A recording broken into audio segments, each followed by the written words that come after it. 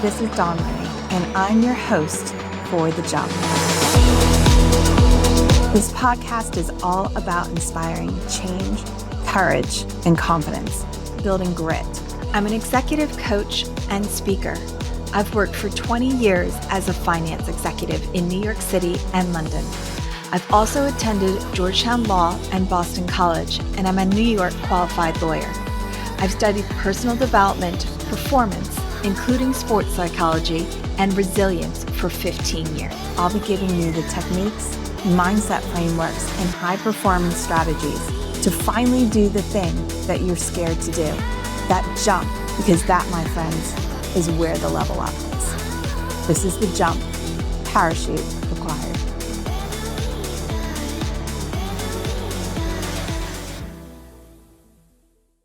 Hi there.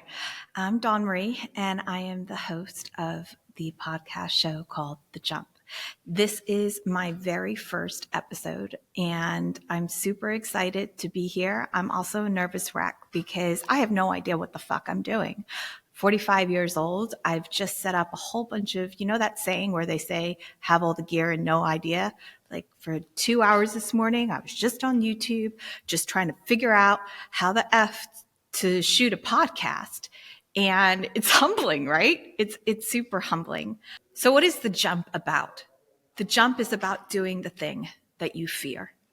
I firmly believe that we all have a purpose in this life. We all have a dream or a goal. We all have something that we want more than anything else in the world. But going after that thing terrifies us. It terrifies us and it paralyzes us. Do you want to know how long I thought about this podcast? Doing this podcast? Over 10 years. I'm 45 years old. I let 10 years of fear paralyze me. 10 years of fear paralyzed me from doing something that I wanted to do more than anything else in the world. For 15 years, since 2008, I thought about writing a book. If any part of this podcast is entertaining and you want to see some of my written works, I put all of that on LinkedIn at Dawn Marie LaMonica. Okay, so about failure and procrastination and about fear. The whole point of The Jump is to enable you as the audience to do the thing that you are terrified of fucking doing. If it is quitting your job, I got your back. I got your back. When I lived in Mayfair and in London, I would take and quit jobs all the time. Think I'm lying? Go look at my CV or go look at my work history on LinkedIn. That doesn't even include all of the like mini contracts that I used to do. I had a, well, I'll back up and tell you a little bit about me in a second. But so maybe it's quitting your job. Maybe it's quitting your partner, your girlfriend or your boyfriend who quite frankly sucks and you're really not into, and maybe the sex is bad and you just got to walk away from the friggin' relationship, but you're scared of being alone. Maybe it's moving states. Got your back there. I've lived in 8 different cities and places across the globe, which even though I'm 45, that's not a small number. Maybe it's admitting to yourself that you're unhappy about something in your life, but you don't really want to talk about it and you don't really want to see it because it's so big that you don't even know how you would begin to tackle or walk away from it. We all have these things that we need to walk away from, things that we need to walk away from and things we need to walk towards. And it's the fear. It's the fear of not being able to make the jump. It's the fear of seeing where we have to go. And we just don't take that jump. I didn't. And I know that I'm not alone. I know that there's so many of us who are in jobs that are fucking terrible with terrible bosses. We are in relationships that are not fulfilling or where the sex is bad or some kind of combination of both. Maybe we chose a career path that is like completely the wrong career path. Whatever it is, I know that it is the fear of not making the jump that keeps us stuck someplace that we cannot be stuck. A little bit about me. I am an executive coach and a speaker. And previous to that, I'm also a lawyer. I went to Georgetown Law School and Boston College, class of 2000 for Boston College. And you know what? Those degrees don't really mean anything. I'm kind of, whilst I'm grateful for where I went to school, I noticed that that I talk about where I went to school because we live in a world that says sometimes if you went to certain schools, you're super smart. And if you didn't go to those schools, maybe you're not as smart. And you know what? That's BS. I've met so many entrepreneurs, certainly in the last 6 or 7 months in America, and many of them didn't even go to university, and they are probably some of the smartest people that I know. I want to get back to the jump though, because otherwise, if we don't hit the introduction in the first video, what are we here for? The point of this series is to give you courage and confidence so that you can do the thing that you fear. That's it. It is backed by neuroscience techniques, which I have studied for 15 years, psychology, behavioral sciences, mindset frameworks, mindfulness. God knows we all need that, including myself. So we'll have a couple episodes where we can do some meditation. And be like, I don't want to meditate, Dawn. Listen, give me 3 minutes. You're gonna feel good. This podcast was on my heart for 10 years, and I didn't do it because I was afraid of what people would think of me. And I wish I could say I regret that, or that I don't regret that, actually. I wish I could say that I don't regret that. And someday I'll get there. 10 years of my life, knowing what I wanted to do and afraid. I had a pretty lucrative, like very comfortable life in private equity and hedge funds. I have dual citizenship. So I'm an American citizen and a UK citizen. And actually I was born in Colombia. I was adopted when I was born. But in regards to this and the book I'm writing and my written works, I knew that once I really started doing the podcast and talking about things like fear and courage and just fucking going after it, right? That the old way of my life would be gone forever. It's not like someone would ever hire me for regulatory compliance work. I mean, if you want to know why, go read my LinkedIn posts, because I'm a rebel. Because I stand up against bullies, and there's all kinds of bullies in asset management. Because I say what I think, and I mean it. Because I don't back down, not when it counts. Because I can be fearless. And people know that. People who are in my presence, they know that. They see it in my eyes, and they see it when I speak. And whilst I had a regulatory consulting practice that I ran out of London for a couple of years, and I got to be present for quite a few executive committee meetings, board meetings. I would consult with C-level, C-suite executives. I was a C-suite myself. I was chief compliance officer. Although I carry a lot of shame with that title, because when I went to Georgetown Law School and took the New York State Bar, I thought that I would be a general counsel someplace. But that wasn't my path, and we'll get into that in a second. So yeah, that is the purpose of The Jump, is to share some of my stories, and then to share stories of courage and confidence and grit and resilience from Navy SEALs, from rugby players, from basketball players, you name it, across the board. I'm going to share these stories with you because I have been obsessed with personal development since 2008. And that's 15 years. And I have a lot of knowledge to share with you. And I had a lot of love to give. I don't have all of the answers. Some might say that I'm brave, and others might say she's crazy. No one does a career pivot at 45. You're too old. And maybe they're right. And maybe that's what scared me so much this morning, because I swore to myself, no matter what happened, I was going to record this thing. And it's terrifying. It's terrifying to know that people are watching to see if I fail. But where I try to lean in is to remember there's people who are watching to see if I make it, if I make my jump. Now, I've been jumping my whole life. I'm not going to lie to you. For 15 years, I would travel all over the world by myself. I did this whilst having a career in asset management and in finance, in private equity and hedge funds. I did this by living in London, so I had close proximity to countries that would only be 2 or 3 hours away. I became very good at solo travel, and I only traveled alone. I only did solo remote travel. I'm addicted to it. I don't know if I'll ever be able to travel with anyone, which is also really scary to admit.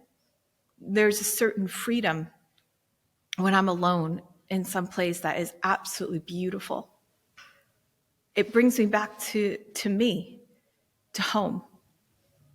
And nothing can touch me, not judgments, not graduating from law school in 2008 with $250,000 worth of debt and having to waitress. That can't touch me. Not when I'm traveling, not when I'm sitting, looking at the most gorgeous sky at sunrise or looking at the sea in Greece during sunset. None of the judgment and the failures in my life according to society's standards, none of that can touch me there.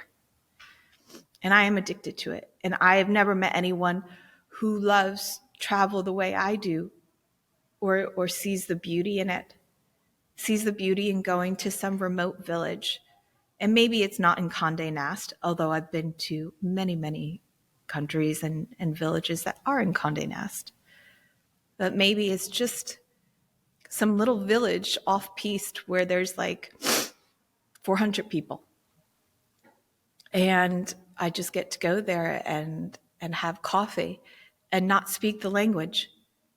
And remember what it is to be a human being, not on your phone, not on your laptop, just to sit and breathe and be human again. I need that. I've always needed that. So part of this podcast will be talking about stories of travel. It is part of my life. Interesting how I almost said was. It is part of my life that I will never give up. Although I got tired around age 44. I said to my mom, I'm starting to get tired. Maybe this isn't for me anymore.